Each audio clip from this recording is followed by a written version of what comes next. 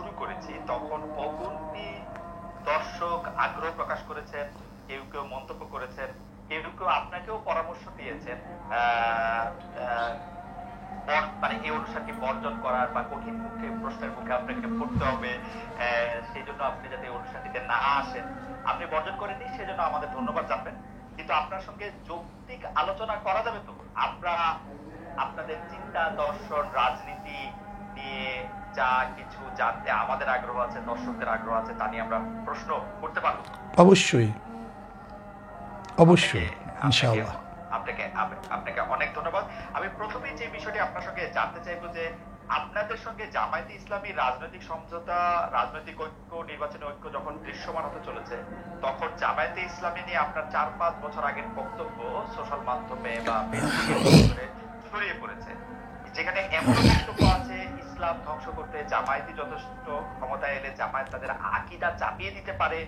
এ নিয়েও আপনারা বিভিন্ন সময় আশঙ্কা প্রকাশ করেছেন। আমি দেখেই বলছি যে আপনি বলছেন, কোট করছি, তিন জিনিস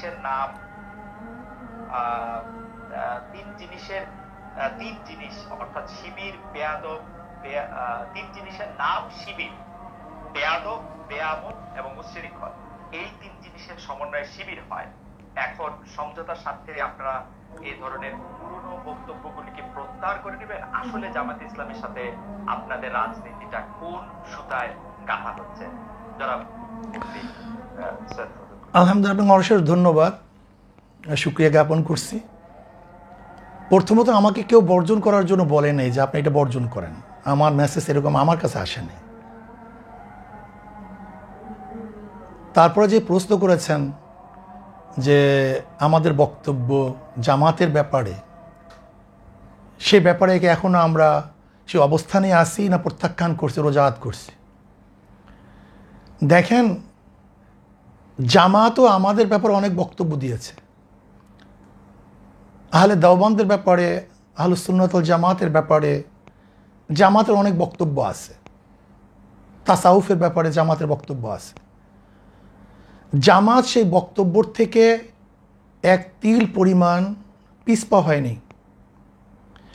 আর আমরাও বিগত দিনে যে বক্তব্য দিয়েছি এবং আমাদের মুরব্বীরা যে বক্তব্য দিয়েছেন, তার থেকে আমরা এক চুল পরিমাণ এখন পর্যন্ত আপনার সাথে কথা বলা পর্যন্ত পিছপা হয়নি। প্রত্যেকের অবস্থানে আছে।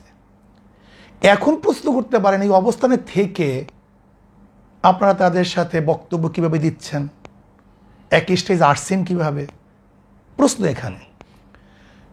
আমি এটার উদাহরণ দিতে চাই। যেমন আমেরিকা ইরানের ব্যাপারে যে সিদ্ধান্ত নিয়েছে, সেই সিদ্ধান্ত থেকে আমেরিকা কোনো অবস্থায় পিছপা হয়নি। আবার ইরান ও আমেরিকার ব্যাপারে যে বড় শয়তান বলেছে, সেখান থেকেও কিন্তু ইরান কোনো অবস্থাতেই রোজাত করেনি, তার বক্তব্যকে প্রত্যাহার করেনি। কিন্তু তারপরও কোনো এক কারণে কিন্তু তাদের মধ্যে একটা সমঝোতা হয়েছে, যুদ্ধ বিরতির চুক্তি হয়েছে। ঠিক আমরাও মনে করি প্রত্যেকের অবস্থানে থেকে কোনো এক বিষয়ের উপরে আমরা ঐক্যমত হতে পারি। ধরে নেন আমরা 28 তারিখে যে সম্মেলন করেছি, সেখানে হিন্দু আসছে, বৌদ্ধ আসছে, খ্রিস্টান আসছে। তার মানে এই নয় যে খ্রিস্টান, বৌদ্ধ, হিন্দুরা তাদের আদর্শ বিসর্জন দিয়ে ইসলাম কবুল করে আমাদের মাঝে আসছে, ব্যাপারটা এরকম না। বরং যেই বিষয়ের উপরে ঐক্যমত, সেই বিষয়ের উপরে তারা ঐক্যমত পোষণ করার জন্য এসছে। ঠিক আমরাও মনে করি জামাত আমাদের ব্যাপারে যে আকীদা বা বিশ্বাস রাখে, যে বক্তব্য তাদের আছে, আমরাও জামাতের ব্যাপারে যে বক্তব্য দিয়েছে এবং যে আকীদা বিশ্বাস রাখে, সে প্রত্যেকের অবস্থানে আসি। বাকি আগামী বাংলাদেশকে গড়ার জন্য, এই জাতিকে বাঁচাবার জন্য, ইসলাম দেশ মানবতা রক্ষার জন্য আমরা শুধু জামাত না, আমাদের ঘোষণা ছিল ইসলাম দেশ মানবতা। এই মূল 3 ভিত্তিতে যদি বামপন্থীরাও কেউ জোট করে, অ্যালায়েন্স করে, নির্বাচনের সমঝোতা করে, আমরা তাদের সাথে করতে রাজি আছি। কাজে এই এটি পরিষ্কার। অর্থাৎ মানে আপনি খুব চমৎকার করে বলেছেন, অর্থাৎ আমেরিকা এবং ইরান যেরকম মত ভিন্নতা থাকা সত্ত্বেও তাদের মধ্যেকার আলাপ আলোচনা এবং সমঝোতা চলছে, সেমনিভাবে ইসলামী আন্দোলন এবং জামাত ইসলামী আলোচনায় বসছে বা তাদের পরবর্তী রাজনৈতিক কার্যক্রম এগিয়ে দিচ্ছে। আপনাদের ডিফারেন্সটা ঠিকই আছে, এর থেকে এক চুল আপনারা এক চুল বরং তারাও নড়ে নেই, আমরাও নড়ে নেই। ওকে, এখন নিশ্চয়ই দর্শকরা বিবেচনা করবেন। আমরা পরবর্তী প্রসঙ্গে যাই। আমরা যখন অন্য দলের রাজনীতিবিদদের, বিশেষ করে সর্বশেষ আমরা যাদের সাথেই কথা বলেছি, অর্থাৎ এনসিপি বা তাদের সমন্বয়কদের নেতাদের আর নিয়ে যখন আমরা প্রশ্ন করি, তখন অনেকেই বলেন যে অন্য রাজনৈতিক নেতাদের বা রাজনৈতিক দলগুলিকে আমরা একই প্রশ্ন করি কিনা। তাই আমরা আপনাদেরও এই প্রশ্ন করতে চাই। সবশেষ এই শনিবার আপনারা রাজধানী ঢাকার সোহরাওয়ার্দী উদ্যানে যে বিশাল সমাবেশ করলেন, এই ধরনের আয়োজনের খরচ কিভাবে সংগৃহীত হয়? আপনি বা আপনারা কি নিজেদের ফুল টাইম রাজনীতিবিদ হিসাবে পরিচয় দেন, নাকি আপনারা পেশা হিসাবে কি উল্লেখ করেন? অর্থাৎ আপনাদের আয় রোজগারটা আসলে কিভাবে হয়? যেমন ধরেন আমরা একজন দিনদার, আমি একজন মুসলমান, আমার মূল পরিচয় একজন মুসলমান। মুসলমানের কাজ হলো দাওয়াত। কাদের মাঝে দাওয়াত দেব? উখরিজাত লিন্নাস, গোটা মানবের কাছে দাওয়াত দেয় আমাদের দায়িত্ব। এক কথা, যেহেতু আমি মুসলমান, ইসলাম পালন আমার দায়িত্ব। ইসলামের মধ্যে যাহা কিছু আছে সব কিছু আমি পালন করব। নামাজ আছে, রোজা আছে, হজ আছে, জাকাত আছে, কলেমা আছে, ইসলামকে প্রতিষ্ঠিত করার ব্যবস্থা আছে, মানুষকে সেবা করা, অন্যায়ের মোকাবেলা করা, ন্যায়কে প্রতিষ্ঠিত করা। অর্থাৎ ইসলামের মধ্যে যতগুলি কাজ আছে সমস্ত কাজগুলি আঞ্জাম দেয় একজন মুসলমানের কাজ। সেই হিসাবে আপনি আমাকে একজন মুসলমান বলতে পারেন। মুসলমানদের মধ্যে ব্যবসা আছে, বাণিজ্য আছে। যেমন আমি একজন ব্যবসায়ী, আমার ফাইজান কোম্পানি আছে, আমার নিজের ব্রিক ফিল আছে। আমি ব্যবসায় কিছু সময় দিই, আমার সময়কে আমি পাঠ করি, ভাগ করে নিই। আমি আমার পরিবারের জন্য একটা সময় নির্ধারণ করি, আমি ব্যবসার জন্য কিছু সময় নির্ধারণ করি। অধিকাংশ সময় আমাদের দাওয়াতি কাজে ব্যস্ত হয়, দাওয়াতি কাজে থাকি আমরা সারা বছর। আমাদের সারা বছর প্রতিদিন আমাদের সময়সূচি বের হয় যে আজকে কোথায় থাকবো, কালকে কোথায় থাকবো, এমনকি কোন ঘন্টায় কোন সময় থেকে কোন সময় আমরা কোন জায়গায় থাকবো, এটা সবাই আমাদের জানে। কাজেই আপনি আমাকে একজন মুসলমান মনে করতে পারেন, আর মুসলমানের যে দায়িত্বগুলি সেই দায়িত্বগুলি পালন করার একজন ব্যক্তি হিসেবে আমাকে চিহ্নিত করতে পারেন। রাজনৈতিক যে দল আপনি আপনারা প্রতিষ্ঠা করেছেন, সেই দল কি কারো কাছ থেকে চাঁদা নেয়, বা সেই দলের নেওয়া চাঁদা থেকে কি আপনারা কোনো ভাগ পান, বা আপনি কোনো টাকা নেন? এটা একটা মারাত্মক প্রশ্ন। দেখেন, আমরা দেই, নেই না। যেমন এই বছর এই যে সম্মেলন হয়ে গেছে, আমার 1 লক্ষ টাকা দিতে হয়েছে, আমাদের আমিরও 1 লক্ষ টাকা দিতে হয়েছে। নিজের পয়সায় গেছি, নিজের পয়সা আসছি। শুধু আমি না, আমি উদাহরণ দিলাম। কিন্তু সম্মেলনে তো অনেকে বলে থাকেন খরচ হয়েছে 50 লক্ষ টাকা। না, 50 লক্ষ, কয়েক কোটি টাকা খরচ হয়েছে। 50 লক্ষ টাকা হবে কেন? আচ্ছা, কয়েক কোটি টাকা খরচ হয়েছে। বাকি টাকা সব নিজেরা, প্রত্যেকের। আপনারাও যেমন 1 লাখ টাকা করে দিয়েছেন, তেমন যারা এসেছেন তারাও টাকা দিয়েছেন। প্রত্যেকে টাকা দিয়ে এসছে, আবার নিজেরটা খেয়েছে, নিজের পয়সা চলে গেছে। এই চাঁদা এবং ইয়ানত, দান। আচ্ছা, আপনি বলেন তো, মসজিদে যখন আমরা নামাজে যাই, আমাদের সামনে কি আসে? একটা বাক্স নিয়ে আসে। আচ্ছা, এই ব্যাপারে আজ পর্যন্ত কাউকে সমালোচনা করে শুনছেন? কেউ সমালোচনা, আচ্ছা, মন্দিরে টাকা দেয় না, গির্জায় টাকা দেয় না, চ্যারিটিতে টাকা দেয় না? এই গোটা দুনিয়ার চ্যারিটি চলে কিভাবে? তাই চলে। কিন্তু কেউ, আমি সেটা বলতে, এই ব্যাপারে কেউ কিন্তু এই ব্যাপার শোনেন, আপনি যদি আমার থেকে 10 টাকা দেন, আপনি যদি আমাকে 10 টাকা হাদিয়া দেন, এমনি দেন, আর যদি 10 টাকা আপনার থেকে জোর করে নেই, এই 2 টাকার মধ্যে পার্থক্য আছে কিনা? অবশ্যই পার্থক্য আছে। এই পার্থক্যটি এখানে। দাঁড়া হুজুর, আপনি আমার অজ্ঞতা ক্ষমা করবেন। আমি আপনার মনে যা চায় আপনি সব বলবেন, একলা মনে যা চায়। দাদা, জোর করার দূরে থাক। আমি এরকম বহু লোককে জানি যারা পীর সাহেব চরমনাইকে টাকা দেওয়ার জন্য, কিভাবে টাকা দিবেন, কোন ভাবে আপনাদের একটু দেখা পাবেন, তার জন্য তারা এক ধরনের অনেক কষ্ট স্বীকার করে। পাগল শব্দ আমি বলতে চাই না, অনেক অস্থিরতার মধ্যে তারা থাকেন, সুতরাং আপনারা জোর করে নেবেন সেটা আমি বলি নাই। আমি শুধু জানতে চেয়েছি যে এই ভক্তরা বা যারা আপনাদের অনুসারী তারা যে টাকা দেয় সেইখান থেকে আপনারা কোনো টাকা নেন? একটা হলো ব্যক্তিগত খাত, একটা ব্যক্তিগত, একটা দল। যদি কেউ ব্যক্তিগত হাদিয়া দেয় সেটা আমরা গ্রহণ করি, কিন্তু মাদ্রাসা মসজিদ সংগঠনের জন্য যে চাঁদা তোলা হয় সেই টাকার মধ্যে আমাদের মধ্যে আসমান জমিন ফরক, বিশাল ওয়াল। শুধু তাই নয়, নামে না, ওটা নামে কোনো আমাদের বাক্স নেই। যেটা আমাদেরকে হাদিয়া দেয়, মোহাব্বত করে দেয়, যেমন সন্তান বাবাকে দেয়, ছাত্র উস্তাদকে দেয়, যেটিকে আমরা প্রেজেন্টেশন বলি, তোহফা বলি, হাদিয়া বলি, এই শব্দগুলি ভিন্ন। আর একটা হলো অনেকে বলে যে না, আমি এটা পরিষ্কার করছি, অনেকে বলে যে আপনাদেরকে যে হাদিয়া দেওয়া হয় সেটার কোনো গুণাগুন্তি নাই, সেটাকে একটা বিপুল পরিমাণ টাকা, মানে লাইক আপনারা কি টাকাটা কখনো ডিক্লেয়ার করেন? এই টাকাটা কি ট্যাক্সেবল, মানে আপনারা ঘোষণা করেন কখন আপনাদের আয় হিসাবে? না, আমাদের আয় হিসাবে তো আমাদের ঘোষণা করার কিছু নাই। আমাদের আয় ঘোষণা করার তো ব্যাপার না। যদি এইটা ঘোষণা করার প্রয়োজন থাকতো তাহলে আমরা ঘোষণা করতাম। আমাদের যেরকম আয় আছে সেরকম ব্যয় আছে, আমাদের খরচও সেইভাবে আছে। এখন আমার প্রশ্ন হলো যে আপনাকে যদি কেউ হাদিয়া দেয় সেটাকে সরকারকে জানাতে হবে কিনা, ধরে নেন অল ফরজান, বা আপনাকে জানাতে হবে কিনা। এবং আর এখানে আরেকটা কথা বলি, এই যে চরমোনাই মাহফিল হয়, এই চরমোনাই মাহফিলের সমস্ত খরচ মাহফিলের মাদ্রাসার, সমস্ত আয়ও মাদ্রাসার। এখান থেকে আমাদের সব মাদ্রাসার, এখান থেকে আমার আমাদের এক পয়সা কানা করি আমরা নেইও না, বরং কোনো সন্দেহ যদি হয় সেটা মাদ্রাসা আমরা দান করে দিই।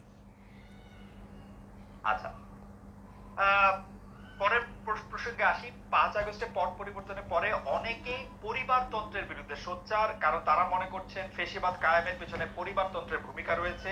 একটি দলে একই ব্যক্তি যাতে দীর্ঘদিন নেতৃত্বে না থাকেন, যিনি প্রধানমন্ত্রী হবেন তিনি যাতে আবার দলীয় প্রধান না হন, সেই বিষয়টি নিয়ে কথা বলছে এনসিপি, এমনকি জামায়াত। বিএনপিও একরকম স্বীকার করে নিয়েছে 10 বছরের বেশি কেউ প্রধানমন্ত্রী হবে না। আমি যদি আপনাদের দলের কথা বলি, সেইটার ক্ষেত্রে পরিবারতন্ত্র বা দলের ভিতরে 1-2 জনের সর্বময় ক্ষমতা, এই বিষয়ে আপনার মতামত, মানে এইটা আপনি আসলে কিভাবে দেখেন? আমি এইভাবেই দেখবো। আমি পরিবারতন্ত্র বলতে আমি কিছু বুঝি না, ব্যক্তিতন্ত্র বলে আমি কিছু বুঝি না। আমি মনে করি 10 বছর বা 5 বছর এটা কোনো সাবজেক্ট না। চোর যদি একদিনও থাকে, চেয়ারে থাকে, সে চুরি করবে। দুর্নীতিবাজ যদি একদিনও চেয়ারে থাকে, সে দুর্নীতি করবে। আর ভালো মানুষ যদি 100 বছরও চেয়ারে থাকে, সে দুর্নীতি করবে না। কিন্তু আমার মূল প্রশ্ন হলো, চেয়ারে বসছে কে? চেয়ারে বসতেছে কে? আমার মূল প্রশ্ন এখানে। কে থাকবে কে থাকবে না আমার দেখারই বিষয় নয়। যদি চোর 5 বছর থাকে সে চুরি করবে, 10 বছর থাকলে চুরি করবে। একটা দেশ লুট করতে কয় বছর লাগে? যদি চোর থাকে 5 বছর যথেষ্ট। সে 10 বছর আপনি সময় দেবেন কেন? কিন্তু আপনি ব্যক্তির উপর গুরুত্ব দিচ্ছেন, কিন্তু ব্যক্তি তো আসলে আমরা যদি প্রতিষ্ঠান গড়ে না তুলতে পারি, ব্যক্তি তো নিজেও পরিবর্তন হয়, আবার ব্যক্তিরও আয়ু সীমাবদ্ধ। মানে আমরা তো এই পৃথিবীতে কেউই চিরকাল বেঁচে থাকবো না। তো সুতরাং একটা ব্যক্তির উপর নির্ভর করে তো একটা সিস্টেম চলতে কি পারে? আসলে না, পারা উচিত। আদর্শ রূপে চলবে। ব্যক্তির উপর কোনো সিস্টেম চলে না, আদর্শ রূপে চলবে। নীতির উপরে, একটা কাঠামোর উপরে, নীতিমালার উপরে। যেমন ইসলাম আপনাকে বাইন্ডিংস দিছে, তুমি কতটুকু করতে পারবে, কতটুকু করতে পারবে না। ইসলাম কি বলছে? ওয়াশাবিরুম ফিল আমর ফাইজা আযামতা ফাতাওয়াক্কাল আলাল্লাহ। মশওয়ারা ভিত্তিক কাজ করতে হবে, পরামর্শ ভিত্তিতে কাজ করতে হবে। যদি পরামর্শ ভিত্তিতে আমরা কাজ করি তাহলে কোনো সমস্যা থাকার কিছু না। কিন্তু ডিক্টেটরশিপ যদি আমরা করি, চাপিয়ে দেই, এইটাকে বলা হয় ব্যক্তিতন্ত্র। ইসলাম তন্ত্র হলো সবাইকে নিয়ে কাজ করা, সবাই মশওয়ারা ভিত্তিতে কাজ করা। যদি মশওয়ারার ভিত্তি, কিন্তু শায়েখ, আপনি যখন ইসলামের কথা বলেন তখন আমরা যারা সাধারণ মানুষ আছি তারা কোথায় একটু চমকায় যায়, কারণ হচ্ছে যে অনেকে আবার আপনার কথাকেও ইসলাম মানতে রাজি না। আমি উদাহরণ দিচ্ছি না, নাম নিচ্ছি না, হ্যাঁ নিতে পারেন, সমস্যা নেই। আপনিও অনেকের ইসলামকে আসলে ঠিক সঠিক পথে পরিচালিত সেটা আপনি মানেন না। তো সেই ক্ষেত্রে কোন ইসলাম বা কোন পন্থা বা কোন আদর্শ গাইডলাইন হবে কোরআন সুন্নাহ, আমরা বলতে পারবো? কোরআন সুন্নাহ। আচ্ছা মহিউদ্দিন ভাই দেখেন, আসলে আমাদের মূল সমস্যাটা, আমি একটু কথা বলি, এক মিনিট। দেখেন ইসলামের মানদণ্ড শরিয়াত, এই যে শরিয়াতের কথা শুনলে আমরা ভয় পাই যে শরিয়া, আপনারা অনেকেই বলেন, আমি দেখছি টকশোর মধ্যে শরিয়া আইন বাস্তব, আপনি একদিন প্রশ্ন করছেন কাকে যেন, আমি শুনছি দেখছি যে আপনি শরিয়া আইন বাস্তবায়ন করবেন কিনা। আসলে শরিয়া আইন বাস্তবায়ন করার মাধ্যমে তো মানুষের ফায়দা। শরিয়া শব্দের অর্থ কি? শরিয়া শব্দের অর্থ আইন, আইন প্রণয়ন করা, আইন বাস্তবায়ন করা। শরিয়া শব্দের অর্থ রাস্তা। তার মানে হলো একজন মানুষকে সুপথে চলার জন্য, তাকে বাঁচাবার জন্য যেই পদ্ধতি, পন্থা, প্রক্রিয়া গ্রহণ করা হয় সেইটা তো শরিয়া। শরিয়ার ভিত্তি কি হবে? ভিত্তি হবে কোরআন, সুন্নাহ, ইজমা, কিয়াস। এই চারটি হলো মূল ভিত্তি। এই চার ভিত্তির উপরে যদি আপনি চলতে পারেন তাহলে কোনো জায়গায় সংঘাত নাই, সমস্যা নেই।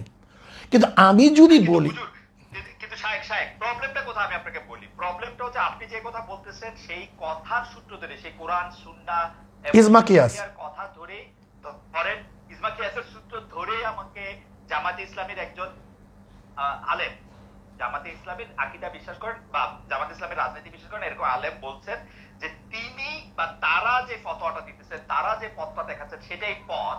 এবং যেই পথ থেকে আমি বলতেছি, যে পথ থেকে আপনি বলতেছেন যদি জামায়াত ক্ষমতায় যায় প্রথম কওমি মাদ্রাসা বন্ধ করবে, এটা তাদের ফার্স্ট টার্গেট। এই জামাত যেখানে সেখানে লাগবে যেখানে ইসলাম ধ্বংস হয়ে যাবে। আমি পাশাপাশি আরো বলতে পারি, আমি রাজনৈতিক দল ধরে বললাম, হ্যাঁ বলতে পারেন, আমার কোনো সমস্যা নেই। আমি আগের বক্তব্য থেকে আমি পিছপা হইনি তো, কাজে বলতে পারেন, কোনো সমস্যা নেই, কোনো সমস্যা নেই। যে এখন কি শুনতে পাচ্ছেন? এই জায়গার মধ্যে থাকবে, এদের মধ্যে পড়বো কিনা আপনার কি মনে হয়? না, যে আমি এখন শুনতে পাচ্ছি। জি বলেন। যে দেখেন, আমরা যখন মতনৈক্য করি, যেমন ধরে নেন আপনার সাথে আমরা জমি নিয়ে দ্বন্দ্ব হতেই পারে, কিন্তু তখন দরকার কি দলিলের। ঠিক আপনার সাথে আমার কোনো একটা মতনৈক্য হতেই পারে ইসলাম নিয়ে, আমি বলে আমি সঠিক, আপনি বলে আপনি সঠিক, এতে আমি আশ্চর্য হওয়ার কিছু নেই। কিন্তু তখন আসবে দলিলের, যার দলিল শক্তিশালী তার কথা সঠিক, আর যার দলিল দুর্বল তার কথা দুর্বল। কাজে এখন সেই বহস আমি যাব না, এখন সেই বহসের জায়গা না। আমি একটা মূল ভিত্তি বললাম আর কি। রাইট, মূল ভিত্তি দলিল। হ্যাঁ, মূল ভিত্তি দলিল। ওকে ওকে ওকে ওকে ওকে কিন্তু আমরা একদিন আপনার কাছে আলাদা করে শুনবো, আজকে সেটার জায়গা না। মানে দলিলও যে সাবজেক্ট টু ইন্টারপ্রিটেশন, ওইটার আমরা কি করব?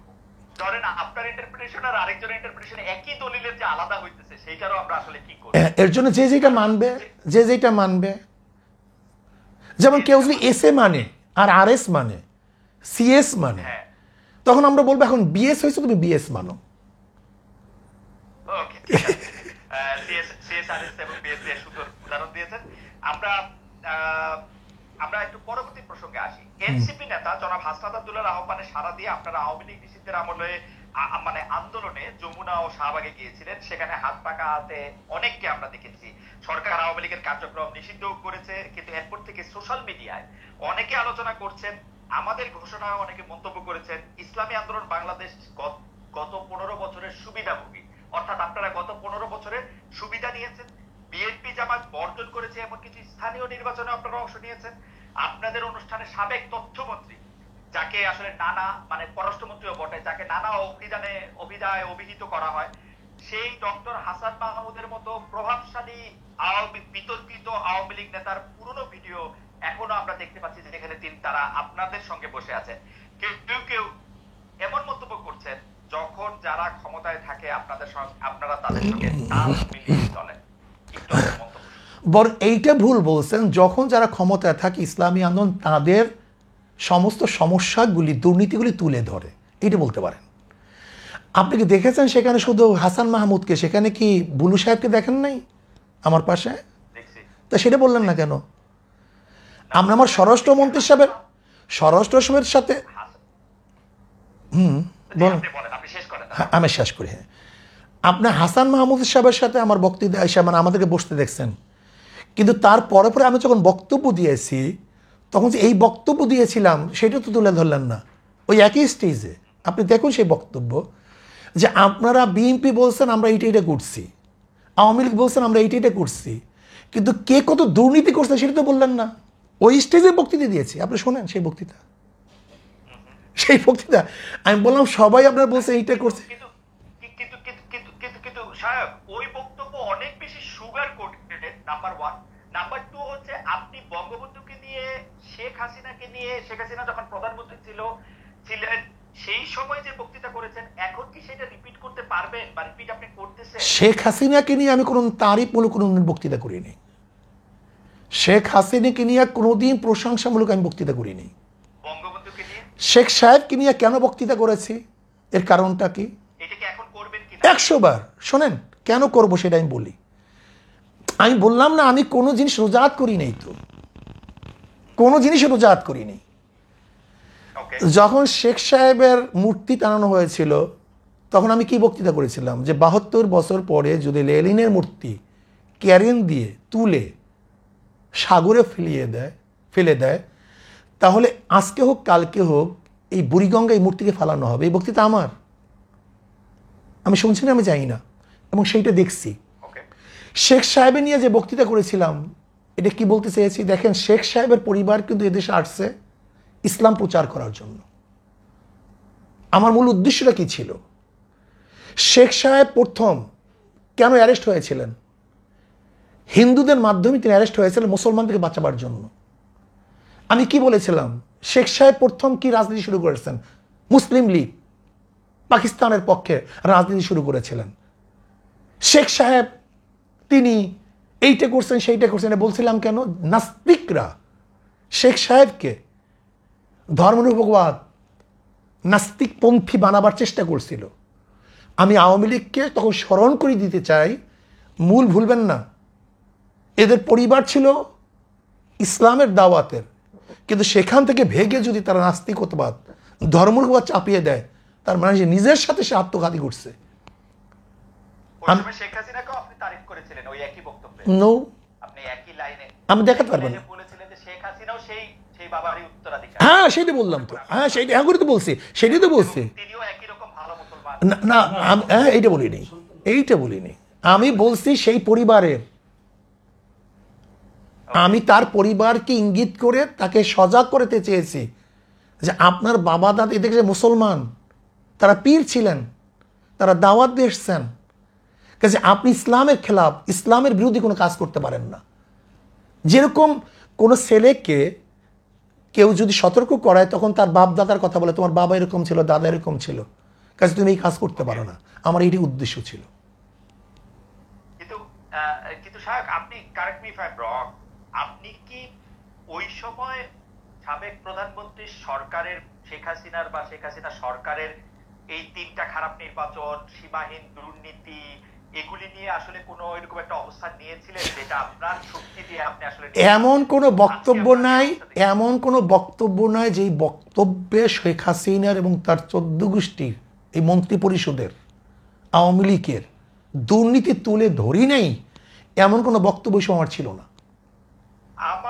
আমার একটা রিডিং হইলো আপনারা সেই সময় প্রধান শত্রু হিসেবে গণ্য করতেন হচ্ছে জামায়াতে ইসলামীকে, তারপরে আওয়ামী লীগের মন্ত্রীদের কিছু দুর্নীতির কথা আপনি বলতেন, কিন্তু বাংলাদেশের যে মানুষের উন্নয়ন, বাংলাদেশের মানুষের সুবিধা সেগুলির কথাও বলতেন। তার ফলে সরকার মানে সেই সময়কার সরকার একরকম খুশি হতো পীর সাহেব চরমনায়ের উপর বা সাহেকে চরমনায়ের উপর, যে তারা আসলে আমাদের পক্ষেই থাকছেন। মানে আমার রিডিং আছে ওই সময়কার ব্যাপারে। না সেই রিডিংটা কেন আপনার মধ্যে অনুভূতি কেন হয়েছিল, সে বক্তব্যটা কি হয়েছিল? কারণ আপনারা জামায়াতের খুব সমালোচনা করছেন, তারপরে হচ্ছে সরকার প্রধানের সমালোচনা আপনারা সরাসরি করতেছেন না। কে বলছে এই? তাহলে আপনার কাছে ঘটনার কথা বলে না, আমার মনে হয় আপনার কাছে এটা দৃষ্টিগোচর হয়নি। আমার মনে হয় আমার শক্ত বক্তব্যগুলি, শুধু তাই না, আমি শুধু একটা শুনে দিই আপনাকে, একটা বক্তব্য শুনে। আমি পল্টনে ওই স্যার আপনার শ্রোয়ার দিতে বলেছিলাম যে শেখ হাসিনা, আপনি শুনে সে বক্তব্য, আমি শুধু একটার এরকম 50টা বক্তব্য দিতে পারবো যে শেখ হাসিনা আপনাকে ভারত বাঁচাতে পারবে না, আপনাকে বাঁচাতে পারবে না, আপনাকে পুলিশ মিলিটারি আপনাকে বাঁচাতে পারবে না, আপনাকে ভারতে অবশ্যই ভাগতে হবে। সে বক্তৃতা শুনিয়েন আপনি, অনেক আগের বক্তৃতা। এবং যেই কঠিন, এখন আপনি প্রশ্ন করতে পারেন যে যেই প্রশ্নটা করছেন আপনার নিরাপদ কিভাবে? সেটা আপনার মানে শেখ হাসিনার দুর্নীতি বা শেখ হাসিনা এইরকম খারাপ 3টা নির্বাচন দিয়েছে, এটা যদি আপনি বলে থাকেন সেটা ঠিক আছে। আমার দর্শকরাও নিশ্চয়ই শুনেছেন, শুনবেন, আমিও শুনেছি। সরকারের প্রতি আপনার সমালোচনা ছিল, কিন্তু সেইটা ছিল অনেক কঠিন। 2 বা 3 নম্বরে। না না না না না, বরং সরকারের ব্যাপারে আমাদের বক্তব্য ছিল সর্বোচ্চে। সরকার প্রধানের প্রতি না, এটা ভুল, এটা ভুল। এই মেসেজ আপনার কাছে সম্পূর্ণ ভুল, সম্পূর্ণ ভুল। ঠিক আছে। এবং সরকার প্রধানের ব্যাপারে আমি যে মন্তব্য করেছি এরকম বক্তব্য আজ পর্যন্ত কেউ দেয়নি। আচ্ছা, আমি একটু পরবর্তী প্রসঙ্গে আসি। সেইটা হচ্ছে যে এই শনিবার সোহরাওয়ার্দী উদ্যানে আপনাদের যে মহাসমাবেশ মঞ্চে জামাতের একাধিক নেতাকে আমরা দেখলাম, এনসিপির অন্যতম শীর্ষ নেতা আক্তার সাহেবকে দেখলাম, গণ অধিকারের নুরুল হক নূর সাহেবকে দেখলাম, কিন্তু বিএনপির কেউ সেখানে ছিলেন না। বিএনপিকে কি আপনারা দাওয়াত দেন নাই? না, দেইনি। আপনারা বিএনপি বিরোধী একটা বড় জোট করতে চাইছেন, এটাই কি আপনাদের উদ্দেশ্য? না, বরং আমরা পিআর সিস্টেম নির্বাচন চাই। যেহেতু বিএনপি পিআর সিস্টেম চায় না, আমাদের মূল বক্তব্য ছিল 3টা: সংস্কার, বিচার, পিআর সিস্টেম নির্বাচন। কাজে যেহেতু এই পিআর সিস্টেমে নির্বাচনে যারা ঐক্য, আমরা তাদেরকে দাওয়াত দিয়েছি। বিএনপি যদি ঐক্য ছিল না, এই জন্য দাওয়াত দিইনি। বিএনপি যদি আজও বলে আমরাও পিআর বিশ্বাসী, আমরা তাদেরকে দাওয়াত দেবো, ভবিষ্যতে সমস্যা নেই। আমাদের দর্শকদের উদ্দেশ্যে আপনার ভবিষ্যৎ দাওয়াত দেবেন, ঠিক আছে। আমাদের দর্শকদের উদ্দেশ্যে আর আমার বোঝার জন্য একটু পিআর সিস্টেমে নির্বাচন কি আপনারা এখনকার সংসদে যেটি আছে বা পরবর্তী সংসদ নির্বাচনও তাই চাচ্ছেন, নাকি সেটা শুধু উচ্চ কক্ষের জন্য, আপার হাউসের জন্য? আমরা সব জায়গাতে, পিআর সিস্টেমে নির্বাচন আমরা উঁচু নিচু প্রত্যেক সিস্টেম আমরা পিআর সিস্টেম নির্বাচন চাই। আচ্ছা, পিআর সিস্টেমে যদি আপনারা নির্বাচন চান, তাহলে কি এই 300 আসনে যে নির্বাচন হবে সেই নির্বাচনে কোনো ব্যক্তি বা এমপি নির্বাচিত হবে না, তাই তো? না, তারা দল নিযুক্ত করবে, ভালো ভালো লোকগুলিদেরকে পার্সেন্টেজ অনুযায়ী দল নিযুক্ত করবে। দল নিযুক্ত করলো, দল নিযুক্ত করে ধরা যাক ইসলামী আন্দোলন 50% ভোট পাইলো, সেই জন্য তারা 150 সিট পাবে। আর বাকি যারা 20%, 30% তারা সেরকম করে কেউ 100 সিট, কেউ 50 সিট, কেউ 30, 20, 10 এরকম করে পাবে।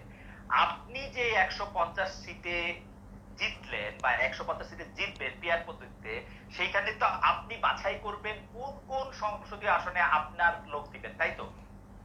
তাই কিন্তু যদি ধরা যাক আমাদের বরিশাল 1 আসনে আপনিও সেখানে একজন লোককে নিয়োগ দিতে চাচ্ছেন যে 30% পাইছে, উনিও ওইখানেই উনার সিটটা চান, যিনি 10% পাইছে উনিও ওইখানে ওই সিটটা চান, এইটা রিজলভ করা হবে কিভাবে? কোনো সমস্যা নেই, আমরা কনফার্মেজ করে নেব, যার যেখানে প্রয়োজন সেখানে নেব।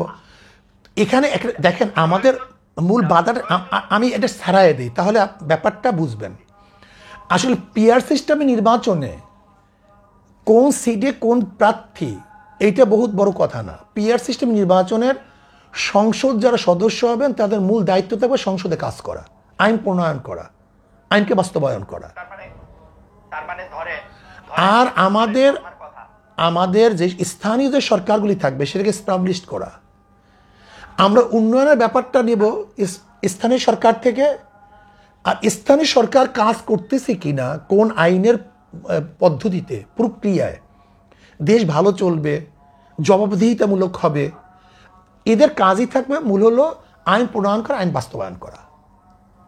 এর জন্য আপনি আমাকে আরেকটু সাহায্য করেন। পীর সাহেব চরমনাই আর আপনি মিলে ডিসাইড করলেন আমাকে কুমিল্লা 1 আসন থেকে আপনারা এমপি বানাবেন। ধরা যাক একইভাবে জামায়াতের নেতা ডক্টর শফিকুর রহমানও ঠিক করলেন আমাকে কুমিল্লা 2 আসন থেকে এমপি বানাবেন। আমি কিন্তু এলাকায় যাইও নাই, ভোটও করি নাই, কিছু করি নাই, আমার পক্ষে তো এমপি হয়ে যাওয়া সম্ভব, তাই না? আপনারা যদি 50% ভোট পান, 150 জন সদস্য, এইটা কি ঠিক হবে? আমি যদি এলাকায় নির্ধারণ না করি, ধরে নেন, তাহলে কি হবে? এলাকায় নির্ধারণ করলাম না, আপনার এত পার্সেন্টেজ ধরে নেন, একটা বক্তব্য ধরে নেন আপনার এত পার্সেন্টেজ ভোট পেয়েছেন, আপনার সংসদে এত প্রার্থী আপনার আছে, হ্যাঁ হ্যাঁ এখানে কোন এলাকা এটা তো নির্ধারণ করা জরুরি না। না জরুরি, কারণ হচ্ছে যে প্রত্যেকটা মানুষের তখন ভোটিং রাইটটা হয় আমাকে দাউদকান্দি বা মুরাদনগর থেকে নির্বাচিত করবে কিনা, আমি ভালো প্রার্থী নাকি এনসিপির উপদেষ্টা মহোদয় আসিফ সাহেব ভালো প্রার্থী নাকি গায়কোবাদ সাহেব ভালো প্রার্থী, ওইটা ওই এলাকার মানুষের right to choose there MP. তাহলে আপনি মার্কা নিলেন কেন? মার্কা নিছি তো হচ্ছে আমার আদর্শটাকে নো নো নো, যদি আপনাকে, যদি আপনা জানবে আমি ইসলামী আন্দোলনের লোক, ইসলামী আন্দোলনের আদর্শটা মানুষ জানবে আপনার মাধ্যমে। আপনি তো আর সব জায়গায় যেতে পারবেন না, আমি আপনার বায়াতটা দিয়ে মানুষকে বলবো যে আমি হাত পাকার লোক, হাত পাকা হচ্ছে এটার আদর্শ। খালেদ ভাই একটু কথা বলি, তাহলে একটু বলি। জি। ধরে নেন আপনি আসলে তো মূল হল মার্কা। যেই ব্যক্তি নির্বাচনে অংশগ্রহণ করছে সে যদি মার্কা নির্বাচন না করে তাহলে সেই ব্যক্তি কি কোনো নির্বাচিত হতে পারবে? ধরে নেন কেউ হতে পারবে, অধিকাংশ পারবে না। তাহলে মূল তো মানুষের স্বতন্ত্র থেকে হ্যাঁ, মূল তো মানুষের ভোট দিতে আসেন আদর্শকে, রাইট। আদর্শকে। যদি আদর্শকে ভোট দেয় তা আদর্শ ক্ষমতায় যাবে, সে ক্ষমতায় যাবে সংসদে। আমি আমি একটু আমি একটু অল্প একটু বলি, আমি বছর 30 ধরে এই মাঠ পর্যায়ে সাংবাদিকতাটা দেখি তো অনেক সময় কি হয় সাহেব জানেন, ধরেন আপনার আদর্শ দিয়া আপনি আমাকে হাত পাখা দিলেন, মানুষ আমাকে আগ্রহ করে দিল, কিন্তু আপনি আমাকে না দিয়ে আমার বন্ধুকে দিলেন, মানুষ হাত পাকার আদর্শে থাকলেও তাকে নিতে রাজি না, তাকে কিন্তু ফেল করায় দেয়। এখানে আদর্শ ইম্পর্টেন্ট, ব্যক্তিও ইম্পর্টেন্ট সাহেব। অবশ্যই আপনি শুধু শুধু আদর্শ দিয়ে পাঠাইলে কাউকে আপনি নির্বাচিত করে আনতে পারবেন না। অবশ্যই অবশ্যই, কিন্তু আমি মনে করি ধরে নেন আমরা 10 জনের নির্বাচন অংশগ্রহণ করলাম 10 পার্টির থেকে, একজনে ভোট পাইছে 10,100 আর 90,000 মানুষ তার বিরুদ্ধে। তার 90,000 মানুষ কি তার প্রতিনিধিকে মানে সিলেকশন করতে পারছে? না, গণতন্ত্রের মজাটা তো এটা, গণতন্ত্রের মজাটাতে হচ্ছে বেশিরভাগ মানুষ যাকে পছন্দ করে এই হচ্ছে নির্বাচিত করবে, মানে শাসন ক্ষমতায় দায়িত্ব পাবে। তো এখানে আপনার 10,000 মানুষ, আপনার 90,000 মানুষ তো আপনার বিরুদ্ধে, তাই মেজরিটি হলো কিভাবে? না না, মেজরিটি হওয়ার দরকার নাই তো, বেশিরভাগ সবচেয়ে বেশি। আমি সেইটাই তো বুঝলাম। তা আমি তো বরিশালের প্রতিনিধি। আমরা গণতন্ত্রে শোনেন, গণতন্ত্রের অনেকগুলি পার্ট আছে মহিউদ্দিন, আপনি নিশ্চয়ই জানেন। গণতন্ত্রের পদ্ধতি কিন্তু একটা না, গোটা দুনিয়ার মধ্যে গণতন্ত্র ভিত্তিক নির্বাচনের পদ্ধতি একটা না, প্রচুর। আমাদের দেশে একসময় মৌলিক গণতন্ত্র ছিল, আমাদের প্রেসিডেন্ট নির্বাচন করে এখন পদ্ধতি ভিন্ন। আমাদের আগে একসময় কি মনে হয় জানেন জি।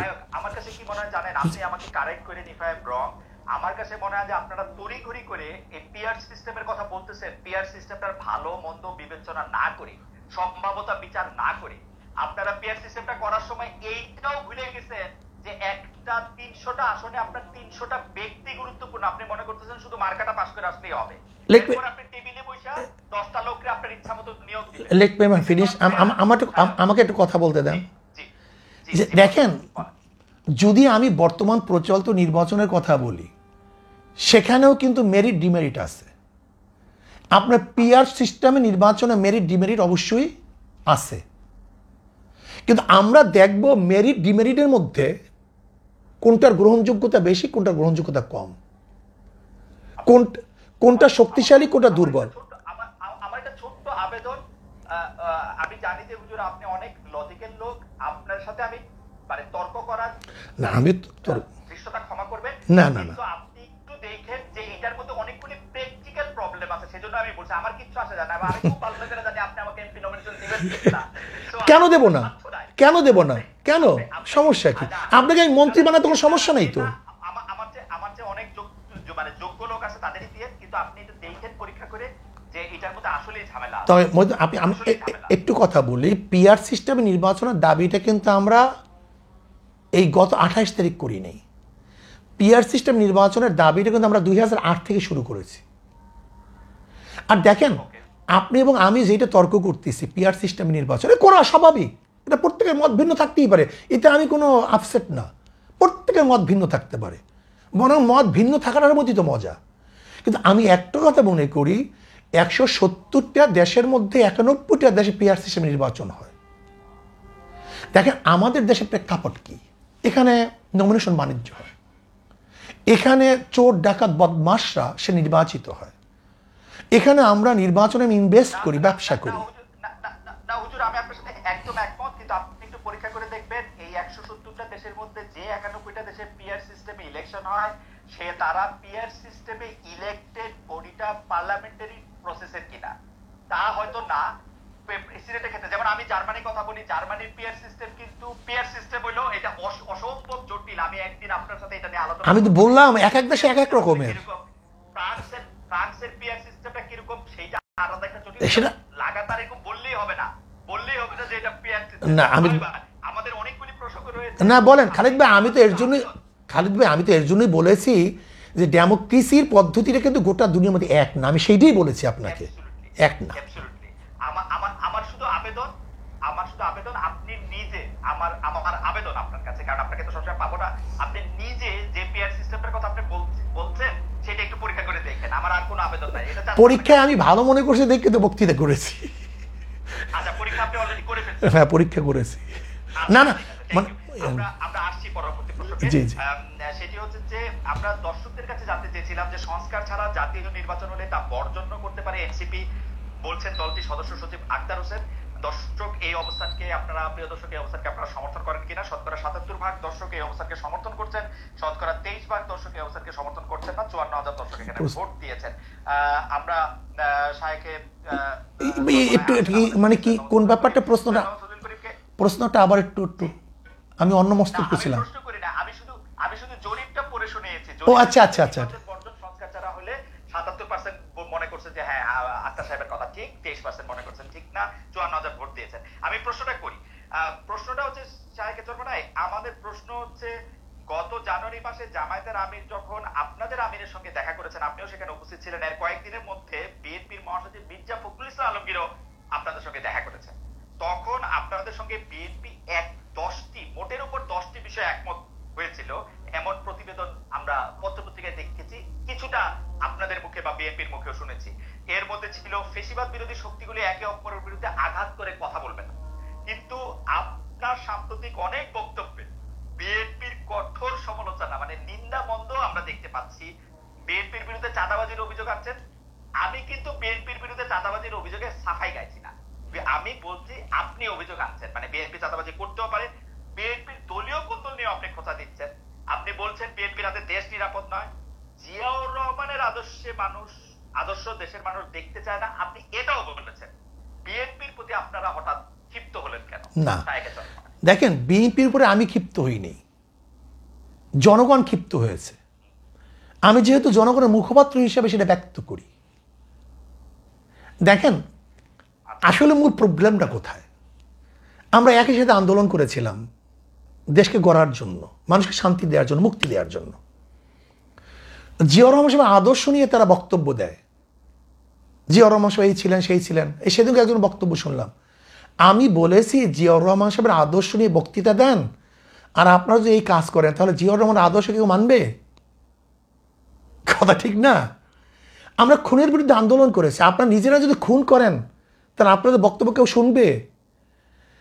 আপনারা চাঁদার বিরুদ্ধে আন্দোলন করেছে, এখন আপনারা যদি চাঁদা তুলেন তাহলে আপনাদের কেউ ক্ষমতায় নিবে? দেখেন আমাদের মূল কাজটা কি, রাজনীতি কেন করি খালিদ ভাই? রাজনীতি করি মানুষকে শান্তি দেওয়ার জন্য, মুক্তি দেওয়ার জন্য, মানুষের অধিকারকে প্রতিষ্ঠিত করার জন্য। কে কিসের জন্য করে জানি না, আমি তো এর জন্য করি। আমি চাই মানুষ জুলুম, নির্যাতন, অপহরণ, ধর্ষণ, সে আয়নাগর বাংলাদেশে আর দ্বিতীয়বার তৈরি না হোক, নির্বাচনে মানুষ হত্যা না হোক।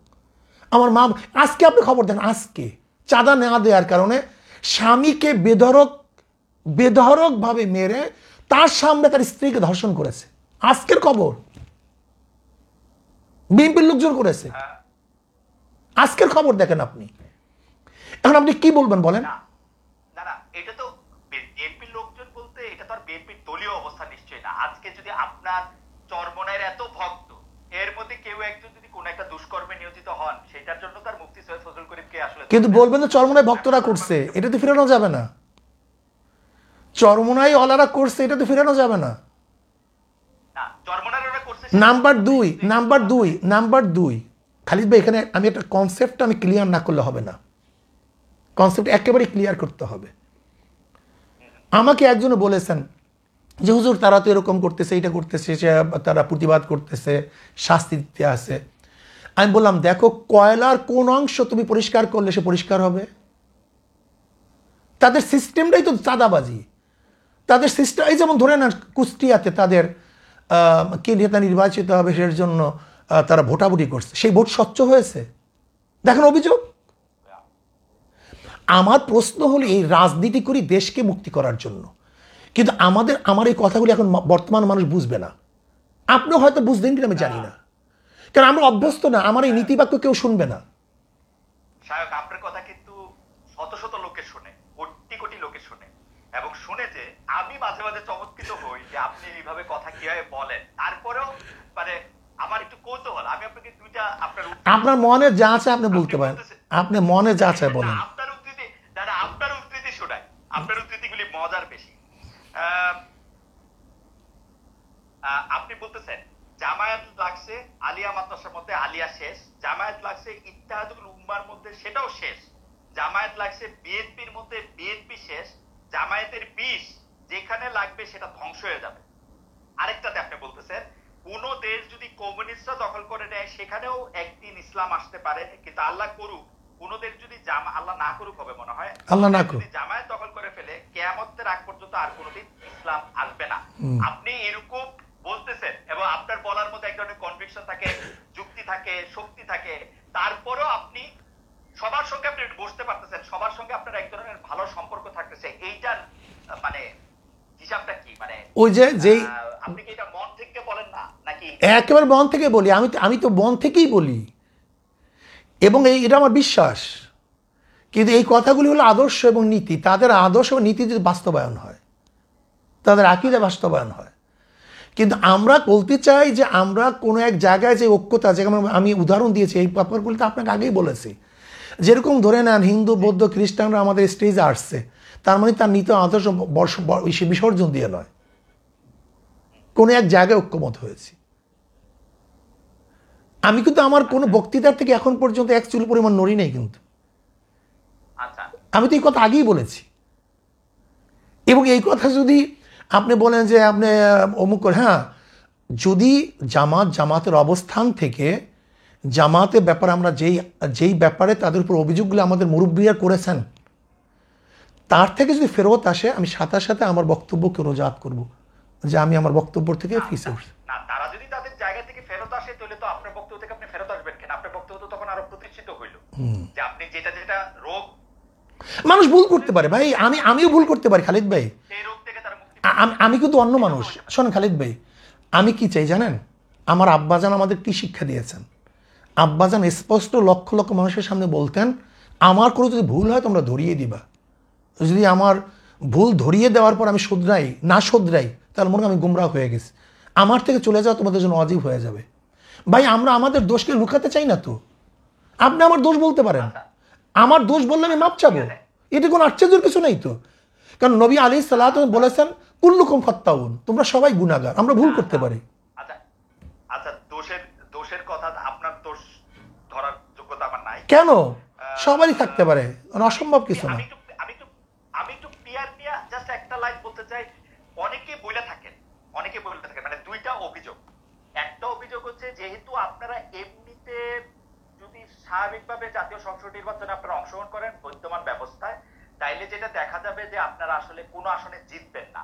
আমার কথা না, কিন্তু এটা কেউ হ্যাঁ হতে পারে। আপনারা পিয়ার ব্যবস্থা প্রচলন করতে চাচ্ছেন।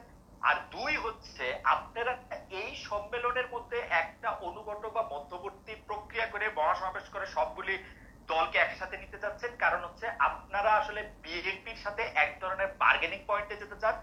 আপনাদেরকে যদি 2, 3 থেকে 5টি আসন আপনাদেরকে বলা হয় যে এগুলি দেওয়া হবে, বিএনপি ছেড়ে দিবে, তাহলে আপনারা আবার বিএনপির হয়ে কথা বলবেন। পিআর সিস্টেম কি আসলে আপনারা আসন পাবেন না বলে, বা বিএনপির সাথে আপনাদের এটা কি আপনি একটু বলবেন? আমরা যদি মনে করি যে বিএনপি বললো 5টি আসনে, আমরা যদি মনে করি পিআর যারা চায় না, তারা কালো টাকা ব্যবহার করতে না পারলে আসন পাবে না, এই ভয়তেও তো তারা পিআর না চাইতে পারে, এরকম বক্তব্য তো আছে। এবং দুর্নীতিবাজরা যদি সে নির্বাচন করতে না পারে তাহলে একটা সিটও পাবে না, এই সম্ভাবনা তাদের আছে। মানুষ যখন মনে করবে যে আদর্শভিত্তিক ভোট, তাহলে তো মানুষ আদর্শের উপরে ভোট দিবে, এই সম্ভাবনা তাদের আছে। এই জন্য তারা পিয়ার চায় না। যেরকম আপনি একটা কথা বলছেন, আমরা তো ভিন্ন বক্তব্য আমাদের আছে। বাকি কথা হলো এই, বিএনপি সে জাতীয় সরকার গঠন করবে এই দাবি করছে না, করছে। তা জাতীয় সরকার কিভাবে গঠন করবেন? সবাইকে নিয়ে তো।